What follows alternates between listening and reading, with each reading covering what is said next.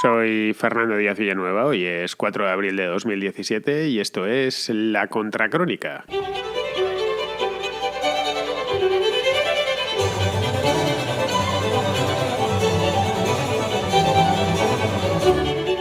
Ayer nos desayunábamos, al menos en España, porque a esa hora en América estaban durmiendo, con las declaraciones de un pez gordo del Partido Conservador británico, un tal Michael Howard, que eran un tanto incendiarias, poco habituales en la política británica.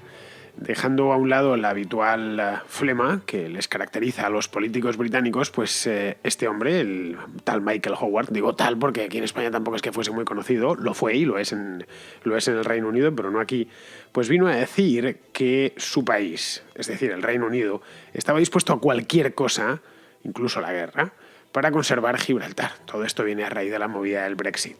Es estas veces que uno se alegra. Yo me alegré bastante ayer por la mañana de que Margallo ya no esté en exteriores, porque si llega a estar se hubiese armado y se hubiese armado bien gorda. La cosa luego fue escalando durante el día, no afortunadamente por el lado español, y al poco salió un artículo en el Telegraph, un periódico británico, de un ministro de Thatcher, en este caso el ministro se llama Norman Tevitt, o un tal Tevitt, en el que venía a decir que llegado el caso, el Reino Unido tendría que hacer lo mismo que en las Malvinas, es decir, salir en su auxilio, enviar un ejército, pues yo que sé, unos portaaviones y unas cosas así. El tema de Gibraltar, la verdad es que era previsible, tan pronto como se supo lo del Brexit el año pasado, se sabía que iba a renacer. Lo que yo no sabía o lo que no podían imaginar es que iba a renacer de un modo tan temprano y tan abrupto.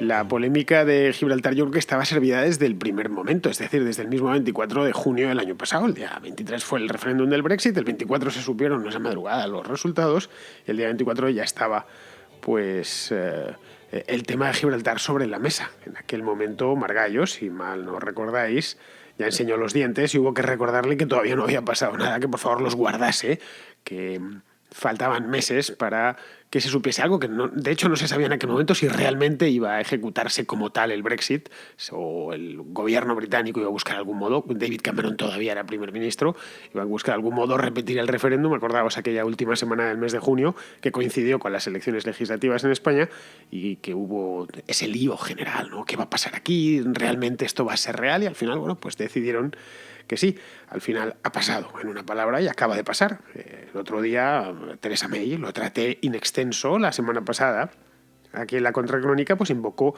el artículo 50 y todo se ha acelerado. Fue todo, cuando digo todo, es todo, especialmente los flecos, los flecos más importantes o que más rascan, y uno de ellos es el de Gibraltar. Después de 9 meses de letargo que pasaron tras el referéndum, pues ahora todas estas cosas están empezando a surgir a la superficie a borbotones.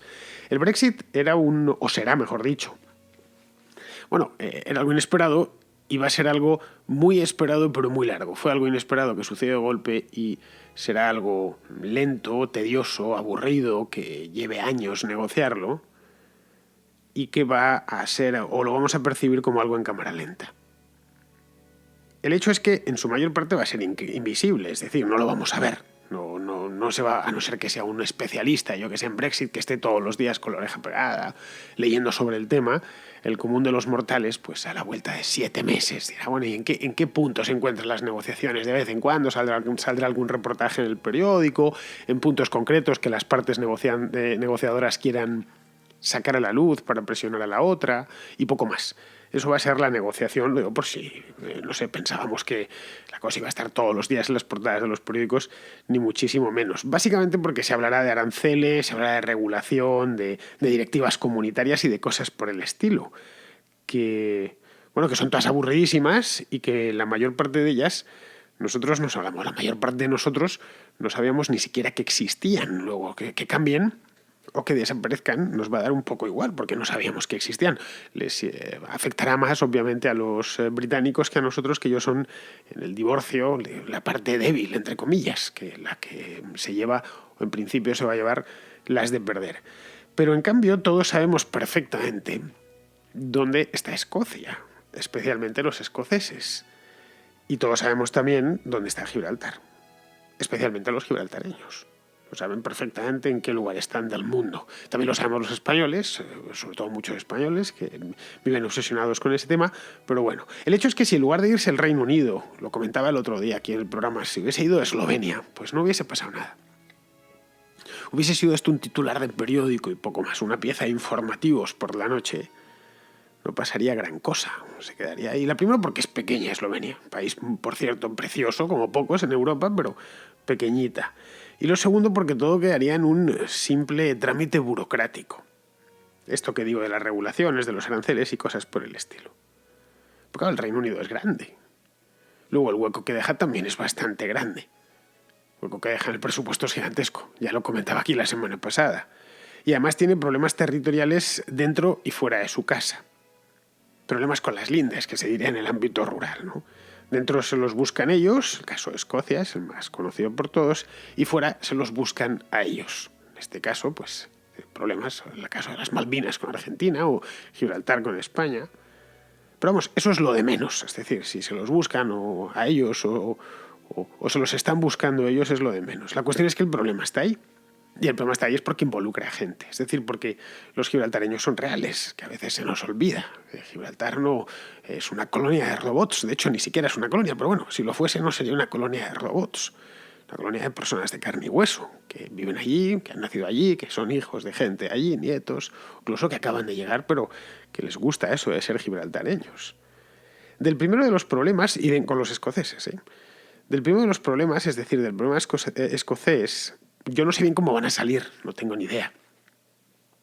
Pues depende de la capacidad de convocatoria del Partido Nacional Escocés, depende de la cantidad de rock and roll que estén dispuestos a aguantar en Londres y en Edimburgo, de la oportunidad o la altura política que dicen de unos políticos y de otros, de un lado y los del otro, que se haga de golpe, que se haga un poco a las bravas, al estilo español, o que prefieren hacerlo al estilo británico poco a poco y que se den unos años y que al final en 2022 pues deciden hacer el referéndum. No lo sé, no tengo ni idea. Habrá tiempo para ir viendo lo del tema escocés.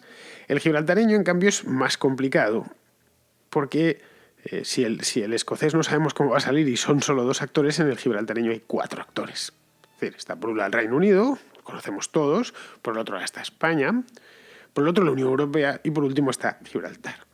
Y en este aspecto todos tienen su postura. Es decir, y no necesariamente es la misma. A veces, puntualmente, coinciden. Hasta ahora ha prevalecido la postura del Reino Unido. Hasta ahora y desde hace ya unos cuantos años. Es decir, Gibraltar es un territorio ultramar, se lo llaman Overseas Territory o algo así. Creo que tiene no es propiamente una colonia, dejó de ser colonia hace ya muchísimos años, pues a raíz de que España lo llevase al Comité de Descolonización de la ONU. Pues es un territorio ultramar, ya digo, que cumple funciones de pura estrategia, de defensa para el Reino Unido, bueno, y por qué no decirlo, de cierta nostalgia como resto que es de lo que fue un gran imperio, el Imperio Británico, durante el siglo XIX y parte del siglo XX.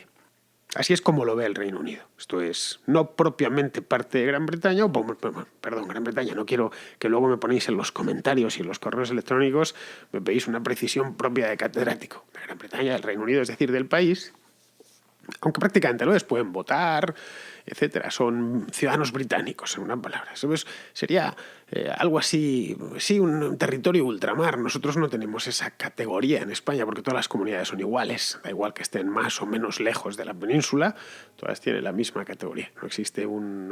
No existe categorías especiales. Ceuta y Melilla al final las terminaron concediendo eso de las ciudades autónomas, que era equipararlas a las comunidades autónomas normales y corrientes. Bien, así es como lo ve el Reino Unido. Para España, sin embargo, es una colonia. Y lo dicen continuamente, es una colonia británica, una colonia extranjera dentro de su territorio desde hace 3 siglos. Y así es como se ve desde España, como lo ve el gobierno español, el anterior, el otro, y así podemos ir hacia atrás hasta principios del siglo XVIII. Una colonia que además se dedica a negocios offshore de dudosa legalidad,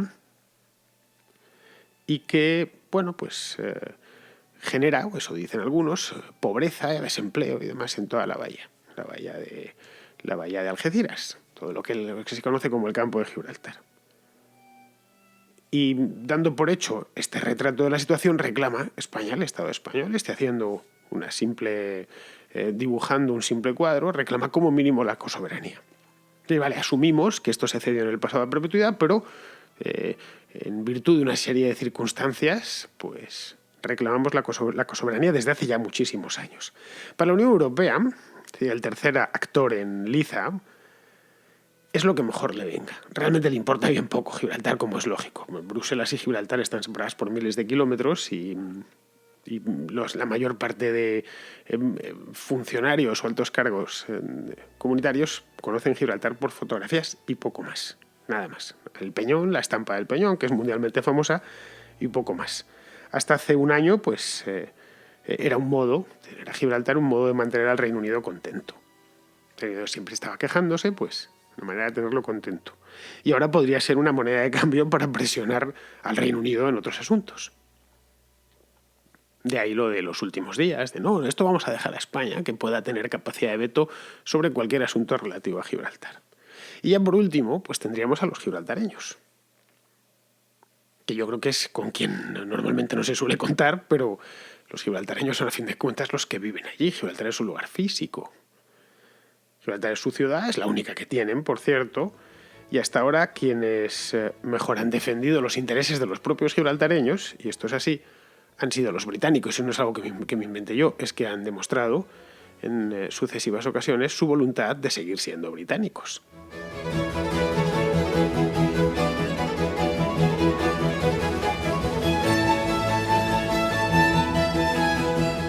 Llegados a este punto, lo suyo sería reconocer que, como mínimo, habría que consultarles. De hecho, se les consultó ya, hace no mucho, se les hizo la última consulta. No sé, lo suyo es que la última palabra sobre Gibraltar pues la tengan los gibraltareños, los habitantes del lugar. Creo que son unos 30.000, no son muchos. Casi se les podría ir preguntando con unos encuestaderos de esos que te pillan a la puerta del Corte Inglés. Bueno, pues se podría hacer así, no haría falta ni llevarles a la... ¿Y usted qué piensa sobre? Una campaña telefónica, una plataforma de estas de telemarketing te la resuelve en una mañana. No sé, digo yo, que sería lo suyo preguntarles a ellos.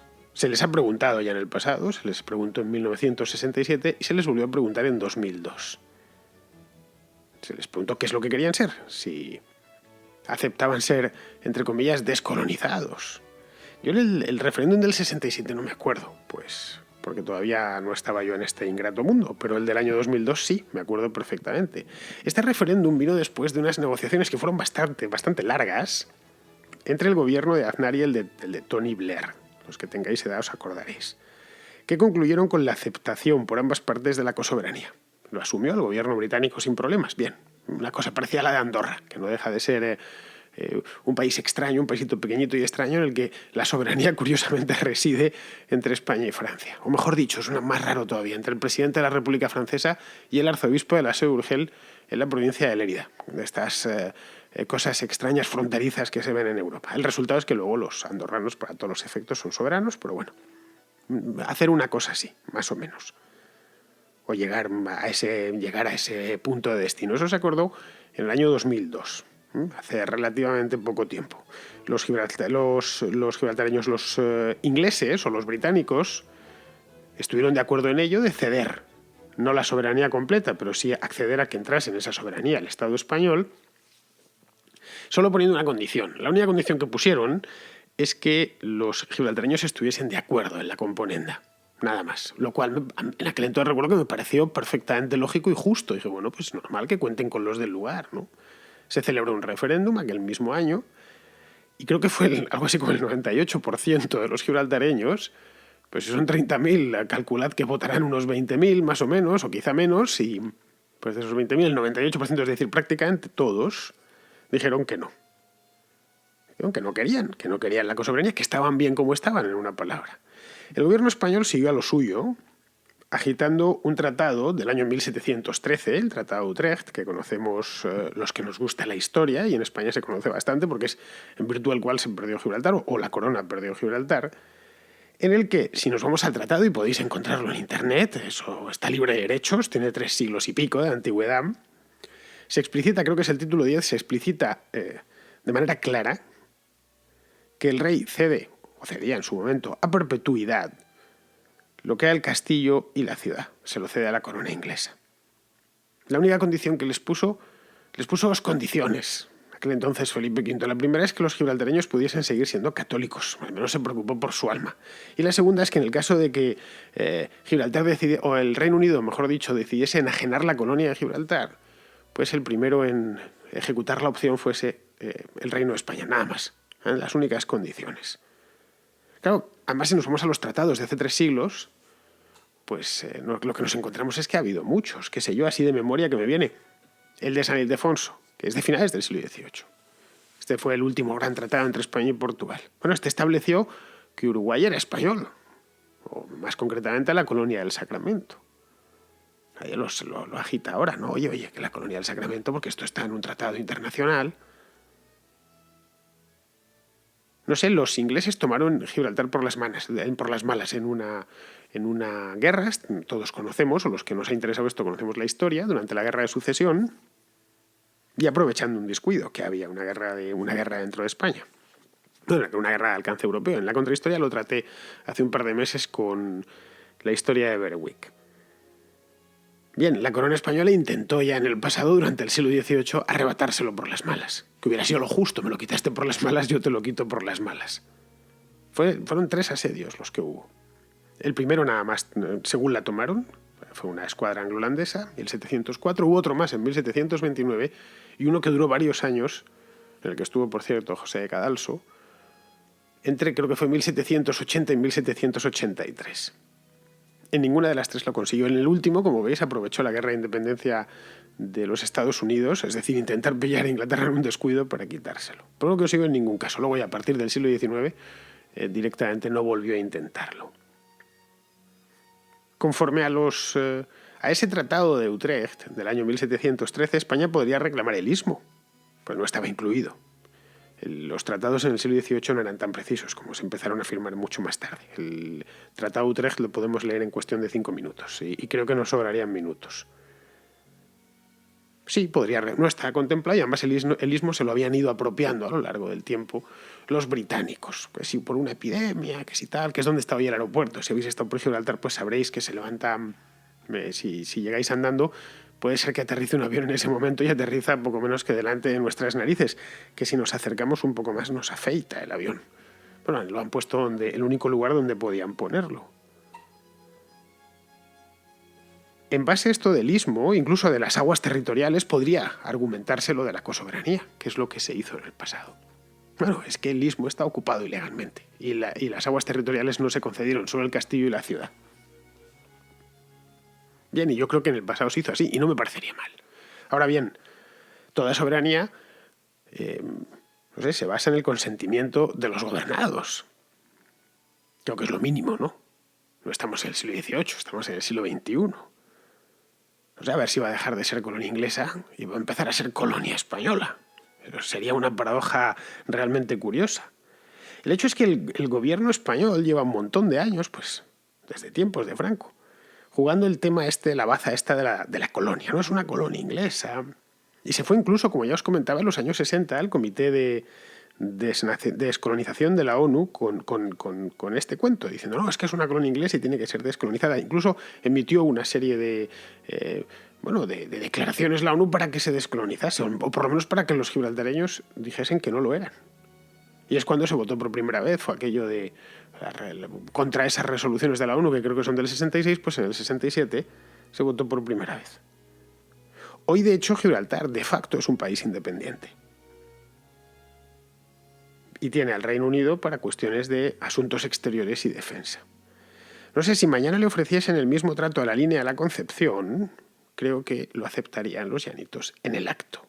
Y quien dice la Línea dice cualquier ciudad, no solo de España, sino de Portugal, de Francia y de cualquier sitio de la Europa continental. Es decir, que los británicos han actuado inteligentemente con Gibraltar. Y esa es la razón por la que los gibraltareños quieren seguir bajo el paraguas británico. La cosa es bien simple. Quien no lo quiera ver así es que directamente no ve el problema tal cual es. De hecho, no hay ningún problema. El problema es esencialmente fabricado. Lo que habría que preguntarse es por qué el gobierno español maltrata a sus ciudadanos. Los maltrata machacándolos a impuestos y regulaciones y condenándolos al paro para que los sorayos ganen 100.000 pavos al año. O 100.000 o más. Eso es lo que nos deberíamos plantear, no si los gibraltareños, si Gibraltar tiene una oficina de la agencia tributaria o no, porque estar dentro de España supone eso. Es que pueda mandar Montoro pueda abrir una oficina de la agencia tributaria en Gibraltar. Entiendo perfectamente que los gibraltareños no quieran. Yo, si fuese gibraltareño, tampoco me gustaría. No sé, creo que en este aspecto en España no hemos sabido ni siquiera descentralizar. Y sucede que cuando nos salen independentistas, pues nos salen más serviles todavía que el gobierno central. Nos sale pues gente tipo los de la SCUP en Cataluña, los del BNG en Galicia o los de Bildu en el País Vasco.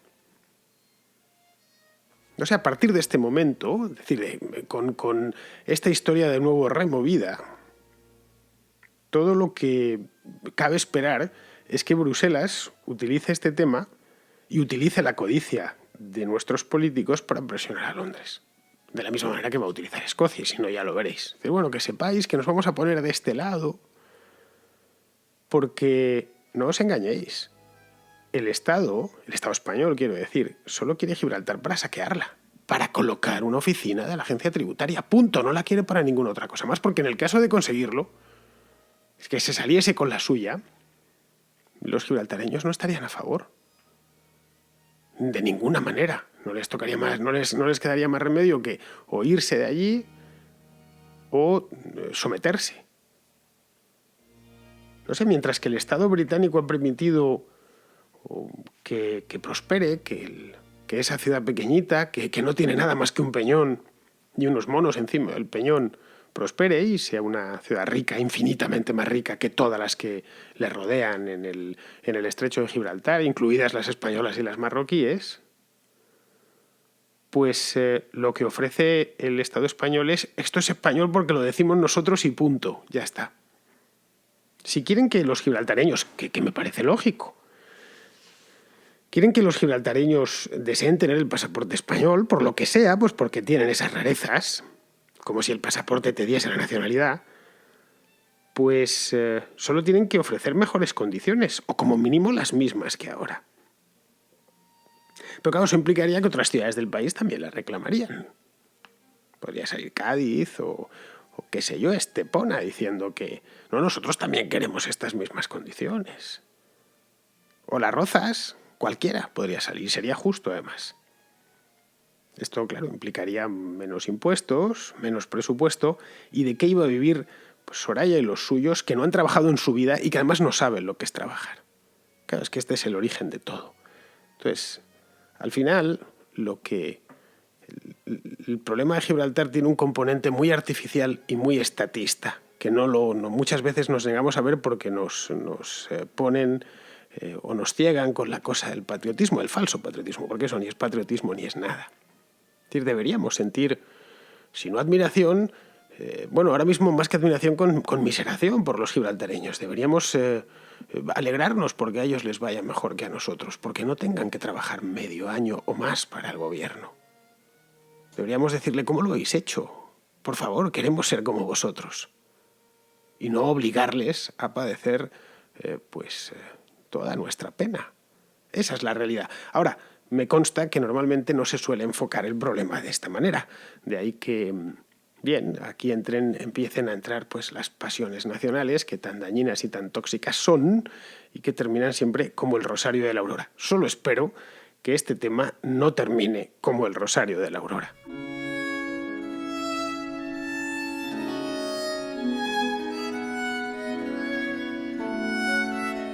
Eduardo, que es de Barcelona pero vive en Miami, me hace una pregunta no complicada. Lo siguiente. La duda que te quería plantear hoy tiene que ver con los niños. Yo soy liberal y tengo dos hijas pequeñas, y a veces tengo conflictos para saber dónde empieza o dónde acaba mi tarea como padre de educarlas, en que sean formales y en que hagan las cosas bien, y dónde comienza la libertad individual de cada una de mis hijas para que hagan un poco lo que les dé la gana en aquellos aspectos que solo les afectan a ellas. El ejemplo típico pues puede ser el de ponerse una chaqueta o el de ponerte los zapatos cerrados para que no te entre arena en el parque. Pues son muy banales, pero en realidad es un poco la lucha entre haz lo que te va a ir mejor versus haz lo que te dé la gana y aprenderás cuando te entre la arena pues tú misma. Mañana ya cogerás las que tocan. Entonces es un poco si hay una edad oficial a la que un niño o un adolescente o un adulto se libera de sus padres para gozar en plenitud de su libertad individual. Pues Eduardo, me pones en un brete. No puedo decirte qué es lo mejor para un niño porque no soy un experto en el tema. No puedo decirte lo que yo haría. Lo que yo haría, pero a título personal. No sé, yo soy de dejar hacer en general y de dejar descubrir a los demás. Procuro tratar a los demás como me gusta que me traten a mí. Yo soy mucho de ensayo-error, de que aprendas en cabeza propia. Y los niños pues no son una excepción. Que vayan aprendiendo, evidentemente no cuando tienen 1 año, por si no se pondrían a cruzar la calle, pero sí a partir de cierta edad. Para ello, supongo que hay que darles, me consta que hay que darles responsabilidad y sobre todo enseñarles a que aprendan de sus errores. Darles armas para que se puedan defender en la vida. Tú no siempre vas a estar ahí, obviamente. Y que sean conscientes de cuando se equivocan. Que no siempre tengan la razón y asuman las propias culpas y aprendan de eso. De lo que más aprendemos en la vida es cuando nos la pegamos. Los batacazos es los que más... los aciertos, de los aciertos no aprendemos nada. Solo sacamos conclusiones erróneas la mayor parte de las veces. De los golpes, en cambio, sacamos conclusiones y sacamos enseñanzas valiosísimas. Pues eso es perfectamente aplicable a los niños. A partir de cierta edad, no sé, puede ser la edad 7, 8, 9 años, 10 quizá. Más o menos, a los 12 ya son hombrecitos y mujercitas. Pero claro, eso tampoco te garantiza que el niño luego vaya a salir debidamente bien, porque cada niño es un mundo. En fin, no sé, Eduardo, sinceramente no te puedo decir más, simplemente darte una impresión sobre este tema, pero tampoco sé mucho más. Puedo decirte lo que yo haría y lo que yo de hecho hago, que es esto. Vigilante, pero siempre dejando que aprendan de sus propios errores y que vayan soltándose poco a poco. Muy bien, pues después de haber pasado, pues esto ha sido como saltar una valla de 3 metros, porque no sabía realmente, ya sabéis que procuro responder a todas las preguntas, pues, algunas con más éxito y otras con menos. Supongo que sabréis a estas alturas que La Contra, que es este programa, tiene al mejor analista de esta parte de la galaxia. Y no soy yo, ¿eh? Se llama Alejandro, aunque todos le conocemos como Pizarro. ¿Está en crisis el trumpismo? Donaldo ha demostrado que sabe hacer dinero y que sabe ganar elecciones. Lo que no sabe es bailar con el conjunto de cargos electos de su país y anda escaso de habilidad en el trato diplomático. No sabe presidir, como todos los novatos. Pero Donaldo además no tiene el tiempo y la confianza de los gobernados para hacerse ducho. Para cuando domine el circo político, quizás no tenga margen para ejercer y convencer. O quizás sí. Alejandro, te vamos a tener que poner un nombre a la sección porque ya está tomando regularidad, entonces no lo sé. Te lo ofrezco a ti por si te lo quieres poner el nombre a tu propia sección. Te puedo poner el pizarromentario, por ejemplo, sería uno, se me acaba de salir, ¿eh? No necesariamente tiene que ser ese, pero un comentario, además has cuadrado el tiempo, porque son realmente buenos. Además, has visto que es mucho mejor hacerlo aquí, que se queden escritos ahí en el iVoox o en cualquier foro.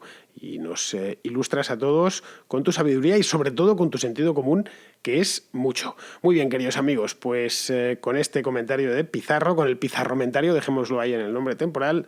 Me despido de vosotros. Hasta mañana.